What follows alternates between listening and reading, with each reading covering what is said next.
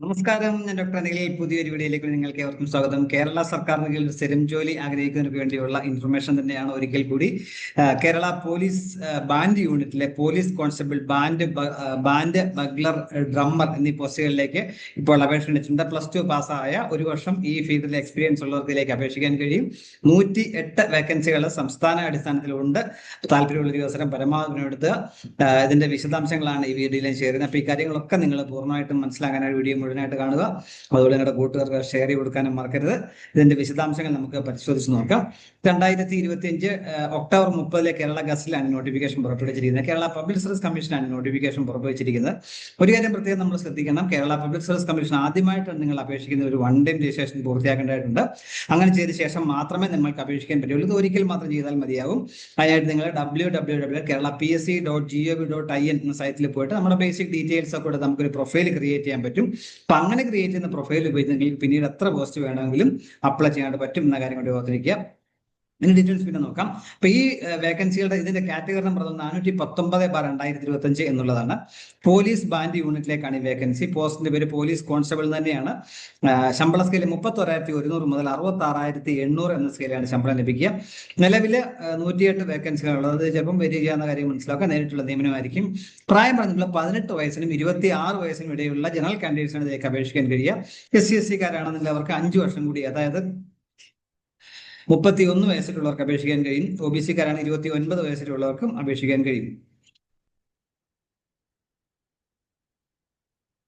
യോഗ്യതയാണെങ്കിൽ നമുക്ക് നോക്കേണ്ട 12ാം ക്ലാസ് അല്ലെങ്കിൽ ഹയർ സെക്കൻഡറി കോഴ്സ് പാസ്സായിരിക്കുക, +2 പാസ്സായിരിക്കുക. അതോടൊപ്പം മിനിമം 1 വർഷമെങ്കിലും എക്സ്പീരിയൻസ് ഉണ്ടായിരിക്കണം പോലീസ് ബാൻഡ് യൂണിറ്റിൽ. അത് ഏതെങ്കിലും ബാൻഡിലോ ബ്യൂഗിളോ അല്ലെങ്കിൽ ഡ്രമ്മോ ഉപയോഗിച്ചിട്ടുള്ള ഇൻസ്ട്രുമെന്റ്സ് ഉള്ള പോലീസ് ബാൻഡ് യൂണിറ്റിലെ അത് ഉപയോഗിക്കുന്ന ഏതെങ്കിലും സ്ഥാപനത്തിൽ, ഒരു ഇൻസ്റ്റിറ്റ്യൂഷനോ അല്ലെങ്കിൽ ഒരു ബാൻഡ് ട്രൂപ്പിലോ ഉള്ള, അത് സംസ്ഥാന ഗവൺമെന്റോ കേന്ദ്ര ഗവൺമെന്റോ അംഗീകാരമുള്ള ഇൻസ്റ്റിറ്റ്യൂട്ട് ആയിരിക്കണം. അവിടെയുള്ള 1 വർഷമുള്ള പ്രവൃത്തി പരിചയമാണ് മിനിമം വേണ്ടത്.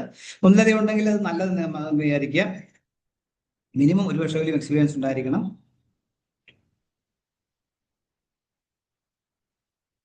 അപ്പോൾ എക്സ്പീരിയൻസ് കാണിക്കാനുള്ള സർട്ടിഫിക്കറ്റിന് ഫോം ഉണ്ട്. ആ ഫോർമാറ്റിൽ തന്നെ നമ്മൾ ആ സർട്ടിഫിക്കറ്റ് തയ്യാറാക്കണം. ഏത് ഫേമാണോ അവരുടെ സൈനും സിഗ്നേച്ചറും സീലും ഒക്കെ വേണം. നേരെ മനസ്സിലായി. നോട്ടിഫിക്കേഷനൊപ്പം ഉണ്ട്. അത് നമ്മൾ ഡൗൺലോഡ് ചെയ്തെടുത്താൽ മതിയാകും. ഇനി അറിഞ്ഞിരിക്കേണ്ട ഫിസിക്കൽ ക്വാളിഫിക്കേഷൻസ് കൂടിയുണ്ട്. പോലീസ് കോൺസ്റ്റബിൾ എന്ന പോസ്റ്റ് എന്ന നിലയിൽ അതിലേക്ക് ഹൈറ്റ് മിനിമം 168 സെന്റിമീറ്റർ ഉണ്ടായിരിക്കണം. അതുപോലെ ചെസ്റ്റ് 81 സെന്റിമീറ്റർ ഉണ്ടായിരിക്കണം. 5 സെന്റിമീറ്റർ എക്സ്പാൻഷനുള്ള കഴിവുണ്ടായിരിക്കണം എന്ന കാര്യം കൂടി മനസ്സിലാക്കുക. പിന്നെ ഫിസിക്കൽ എഫിഷ്യൻസി ടെസ്റ്റ് ഉണ്ട്. 8 ഐറ്റംസ് ഉണ്ട്. ഏതെങ്കിലും 5 എണ്ണം നമ്മൾ ക്വാളിഫൈ ചെയ്യണം.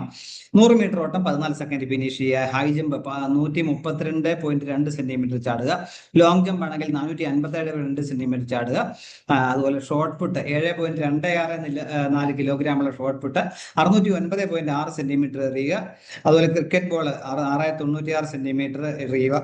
റോപ്പ് ക്ലൈംബിങ്ങിന് കൈകൾ ഉപയോഗിച്ച് മാത്രം 365.8 സെന്റിമീറ്റർ നമ്മൾ കയറാനായിട്ട് കഴിയണം. അതിലെ പുള്ളപ്പ് അല്ലെങ്കിൽ ചിന്നിങ് 8 തവണ എടുക്കുക. 1500 മീറ്റർ ഓട്ടം 5 മിനിറ്റ് 4 സെക്കൻഡിൽ ഫിനിഷ് ചെയ്യുക. ഇതിൽ ഏതെങ്കിലും 5 എണ്ണം നമ്മൾ ക്വാളിഫൈ ചെയ്യേണ്ടതായിട്ടുണ്ട്. അതാണ് ഫിസിക്കൽ എഫിഷ്യൻസി ടെസ്റ്റിൽ വരിക എന്ന കാര്യം കൂടി മനസ്സിലാക്കുക. അതൊരു നല്ല കാഴ്ചശക്തി ഉണ്ടായിരിക്കണം. 2 കണ്ണിനും നല്ല കാഴ്ചശക്തി ഉണ്ട്. അടുത്ത വിഷനും ദൂര കാഴ്ചയും അടുത്ത കാഴ്ചയും നല്ലതുപോലെ ഉണ്ടായിരിക്കണം. കാര്യം മനസ്സിലായി. കളർ ബ്ലൈൻഡ്നസ് ഒന്നും ഉണ്ടാകാൻ പാടില്ല. അത് നമ്മൾ അതിൻ്റെ ഒരു മെഡിക്കൽ സർട്ടിഫിക്കറ്റ് പ്രൊഡ്യൂസ് ചെയ്യണം. അതും ഇതിന്റെ ഫോർമാറ്റ് കൊടുത്തിട്ടുണ്ട്. അതായത് മനസ്സിലാക്കുക.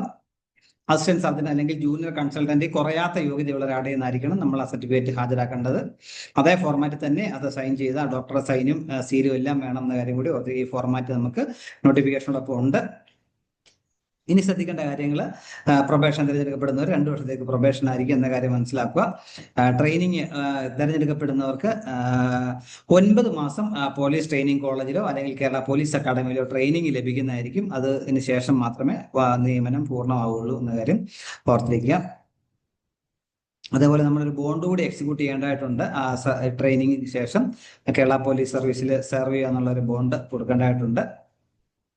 കേരളത്തിൽ എവിടെ വേണമെങ്കിലും, നമ്മുടെ ബറ്റാലിയനിൽ മാത്രം അല്ലെങ്കിൽ കേരളത്തിൽ എവിടെയെങ്കിലും റിക്വയർമെന്റ് അനുസരിച്ച് പോകാൻ നമ്മൾ റെഡി ആയിരിക്കണം. അതുപോലെ NCC A സർട്ടിഫിക്കറ്റ് ഉള്ളവർ 2%, B സർട്ടിഫിക്കറ്റ് ഉള്ളവർക്ക് 3%, C സർട്ടിഫിക്കറ്റ് ഉള്ളവർക്കും 5% മാർക്ക് എക്സ്ട്രാ വെയിറ്റേജ് ലഭിക്കുന്നതായിരിക്കും എന്ന കാര്യം കൂടി മനസ്സിലാക്കുക. അത് എക്സ്ട്രാ മാർക്ക് ആയിരിക്കും ലഭിക്കുക നമ്മുടെ അതേപോലെ നമ്മൾ ഒരു കാര്യം ശ്രദ്ധിക്കുക, നേരത്തെ ഞാൻ പറഞ്ഞ വൺ ടൈം രജിസ്ട്രേഷൻ പൂർത്തിയാക്കിയതിനു ശേഷം വൺ ടൈം രജിസ്ട്രേഷൻ ചെയ്യുന്ന സമയത്ത് നമ്മുടെ പ്രൊഫൈൽ ഉണ്ടാക്കുന്ന സമയത്ത് നമ്മുടെ റീസെന്റ് ആയിട്ട് പാസ്പോർട്ട് സൈസ് ഫോട്ടോ കൂടി നിങ്ങൾ അപ്ലോഡ് ചെയ്യണം. ആ അപ്ലോഡ് ചെയ്യുന്ന ഫോട്ടോയുടെ അടിയിൽ നിങ്ങളുടെ പേരും ഫോട്ടോ എടുത്ത തീയതിയും വ്യക്തമായിട്ട് രേഖപ്പെടുത്തണം എന്ന കാര്യം കൂടി ഓർത്തിരിക്കുക. അതുപോലെ നമ്മൾ ഒരിക്കൽ ഫോട്ടോ അപ്ലോഡ് ചെയ്തതിന് 10 വർഷത്തേക്ക് കഴിഞ്ഞ് വാലിഡിറ്റി ഉണ്ടായിരിക്കും എന്ന കാര്യം കൂടി ഓർമ്മിക്കുക. അതുപോലെ തികച്ചും സൗജന്യമായിട്ട് നിങ്ങൾക്ക് കേരള PSC അപേക്ഷ ചെയ്യാൻ കഴിയും. അപേക്ഷാ ഫീസൊന്നുമില്ല. സത്യസന്ധമായ വിവരങ്ങൾ മാത്രം നൽകാനായിട്ട് ശ്രമിക്കുക. പിന്നീട് ഏതെങ്കിലും തെറ്റായ വിവരങ്ങളാണ് നമ്മൾ നൽകിയത് നമ്മുടെ കാൻഡിഡേറ്റ് തന്നെ നഷ്ടപ്പെടാൻ സാധ്യതയുണ്ടെന്ന കാര്യം ഓർത്തിരിക്കുക. അതുപോലെ അപേക്ഷ സമർപ്പിച്ച ശേഷം അതിന്റെ ഒരു പ്രിന്റ് ഔട്ട് കൂടി എടുത്ത് വെച്ച് കഴിഞ്ഞാൽ അതിനുവേണ്ടി നമ്മൾ നമ്മുടെ പ്രൊഫൈൽ ഓപ്പൺ ചെയ്യുക, മൈ ആപ്ലിക്കേഷൻസ് അല്ലെങ്കിൽ ക്ലിക്ക് ചെയ്ത് നമുക്ക് അതിന്റെ കോപ്പി എടുത്ത് സൂക്ഷിക്കാനായിട്ട് പറ്റും. പിന്നീട് എപ്പോഴെങ്കിലും കേരള PSC ഇതുമായിട്ട് ബന്ധപ്പെട്ട് കോൺടാക്ട് ചെയ്യേണ്ട അവസരം വന്ന് പ്രയോജനം ചെയ്യുന്ന കാര്യം ഓർത്തിരിക്കുക. അപ്പോൾ നിങ്ങളുടെ പ്രൊഫൈൽ നിങ്ങളുടെ ഒരു ആധാറിന്റെ ഒരു കോപ്പിയും കൂടെ അപ്ലോഡ് ചെയ്ത് വെച്ചേക്കും. അങ്ങനെയാണെങ്കിൽ അതൊരു ID പ്രൂഫായിട്ട് നമുക്ക് പരീക്ഷ എഴുതാൻ പോകുന്ന സമയത്തോ അല്ലെങ്കിൽ ഇന്റർവ്യൂ പോകുന്ന സമയത്തോ ഒക്കെ വെരിഫിക്കേഷൻ ഉപയോഗിക്കാനായിട്ട് പറ്റും എന്ന കാര്യം കൂടി ഓർമ്മിക്കുക. അപ്പോൾ ഇതിലേക്ക് അപേക്ഷിക്കേണ്ട അവസാന തീയതി 2025 ഡിസംബർ 3 അതോടൊപ്പം ഒരു കാര്യം കൂടി ഓർമ്മിക്കുക, നിങ്ങൾ ഈ സെലക്ഷനുമായിട്ട് ബന്ധപ്പെട്ട് റിട്ടേൺ ടെസ്റ്റോ OMR ടെസ്റ്റോ ഓൺലൈൻ ടെസ്റ്റോ ഉണ്ടെങ്കിൽ എഴുതാൻ റെഡിയാകുന്ന കൺഫർമേഷൻ കൂടി കൊടുക്കേണ്ടതായിട്ടുണ്ട്. അത് ആവശ്യപ്പെടുന്ന സമയത്ത് അതും കൊടുക്കാൻ മറന്നു പോകരുത്.